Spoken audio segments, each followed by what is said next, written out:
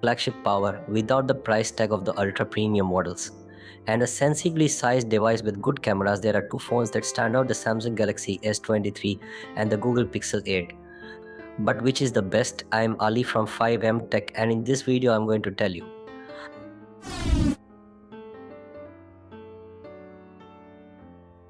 So design first, regular smartphones these days are just rectangle slabs made of metal and glass, right? Well, yeah, there is that, and when you reduce it down to the basics, that's what we have here. But look a bit closely, hold them in your hand and use them, and there's a definite difference to using the two phones. The thing that strikes the senses first is how much slimmer, smaller and more portable the Galaxy S23 is. It makes the Pixel look like an unwieldy chunk by comparison. It's almost a millimeter and a half thinner, and it's 4 millimeters shorter. Crucially, it's more than 20 grams lighter. All of that makes a difference. It's the difference between feeling like you have a small compact phone and not.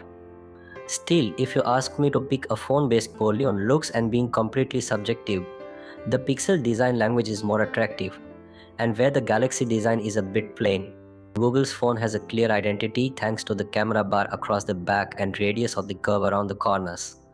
Galaxy gets marks for skinny bezels, which are still stand out in the world of Android phones for being uniform all the way around all four sides. What about durability? Here there's not much to separate them. Both are water resistant to the same IP68 levels, which means you can submerge them in water up to 1.5 meters deep, or at least that's what they've been tested to. They're also built from sturdy aluminum and Gorilla Glass Victors, although here Samsung has the newer second generation glass and armored aluminum for slightly better scratch and impact resistance. For those reasons alone, putting my aesthetic preferences aside, the Galaxy design is objectively better, since it's smaller, more compact, thinner, lighter and technically a little more durable. When it comes to the displays on the front, there's not much to separate the two panels on these two flagship Android phones. The Samsung is 6.1 inches, the Pixel 6.2 inches, and both are AMOLED or OLED panels with up to 120Hz refresh rates. Both have high brightness capabilities too, so didn't tend to struggle at all to see them even in bright outdoor daylight conditions. Typical brightness on Samsung is 1200 nits, Pixel is 1400 nits. Peak brightness is 1750 nits on Galaxy, 2000 nits and 1000 nits on Pixel. And for those unsure, those are very high numbers for displays and mean they're both really bright. Color reproduction is slightly different on them though, but again this isn't something I'd base a purchasing decision on unless you're really specific about your display tests. Both displays are punchy, bright displays with great contrast and deep black levels. There is a slight difference in tone, with the Pixel seeming a little warmer most of the time and the Samsung a little more contrasty and saturated, but there's not a huge amount in this. Both are perfectly good for watching your favorite shows on social videos on. Samsung does give its ability a bit more flexibility when it comes to tuning the white balance and colors, but that's about it.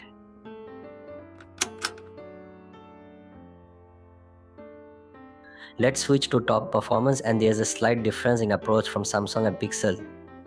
Samsung has the Snapdragon 8 Gen 2 processor, Pixel has the Google made Tensor G3. They are not far off each other in terms of peak power, but the Snapdragon is just that bit more beefy. Not that it matters too much in everyday usage. Because they both have those 120Hz displays, they both have that fluid, sharp and responsive feeling when you're scrolling through the user interface. Loading apps and games is similar as well, and not different enough to affect any buying decisions. At least not to my mind. Google's chip has been designed to make the AI-powered software elements run smoothly and efficiently. As for battery life, that's pretty interesting because the Pixel has the larger capacity.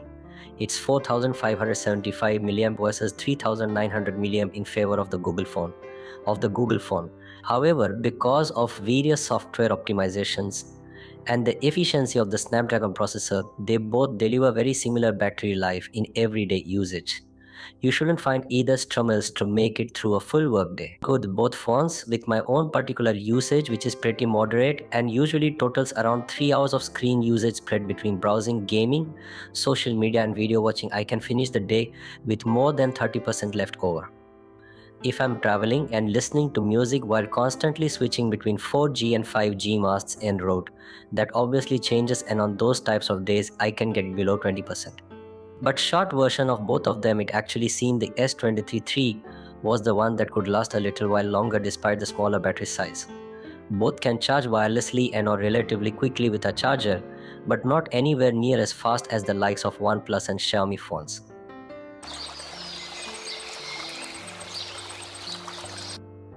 If you're familiar with the strengths and weaknesses of the Pixel and Samsung cameras, the differences between them in pretty much any condition won't come as any surprise to you. In fact, if you're familiar, you'll likely be able to tell which is which just by looking at them side by side. There is a hardware difference in that Samsung has a dedicated zoom lens alongside the primary camera and ultra-wide camera. Pixel just has the primary and ultra-wide, but you can zoom in 2x at the tap of a button and get a good zoomed in shot without any real lag in detail. So how do they compare? Well, for the most part, Samsung has this tendency to push contrast quite high. So you'll find some of the bright highlights in images sometimes blow out a bit more, and the darker elements also get crushed a little, where Pixel tends to handle those contrasting light and dark parts a bit better. Pixel evens those out so you get decent texture in highlights and shadows.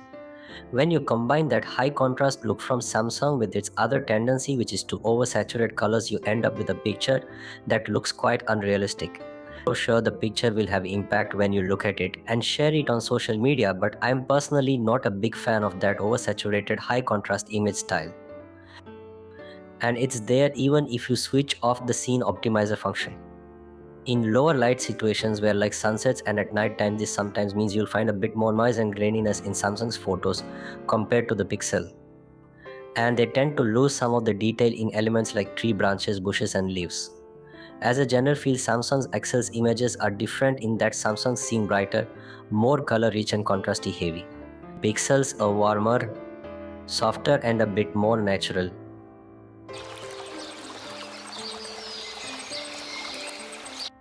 Of course, we can't talk camera without discussing some of the AI elements Google software and AI has built into its Photos app. You can do things like pick up subjects, resize them and move them to a different part of the image. You can also change the sky or the water in images if you want to create a completely different shot. Audio Magic Eraser lets you remove background noise from your videos or make your voice clearer. And this aim continues in other areas of the software like the AI wallpaper generator, which can use preset customizable commands to produce new random wallpaper styles whenever you want.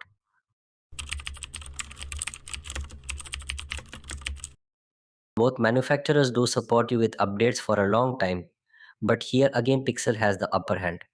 Google made the outstanding claim that would offer a huge 7 years of updates on the Pixel 8, taking you up to 2030 before you would no longer get updates. But the Samsung offers update only for 5 years.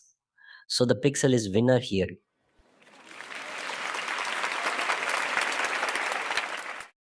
In the end, there are a couple of reasons to pick each phone. For the camera capabilities, AI power, and long software support, you have the Google Pixel 8. It's a brilliant choice. In the S23's favor, there's the fact it's getting on a bit now, so can be found at prices way below its original retail price. Plus, it's thinner, lighter, and easier to hold in one hand. It also has the more efficient, more powerful processor and slightly better battery life. But for me, because of the camera, the long software support, the Pixel is the winner. What do you think, Samsung or Pixel? Let me know in the comments and I'll see you again in the next one. Bye for now.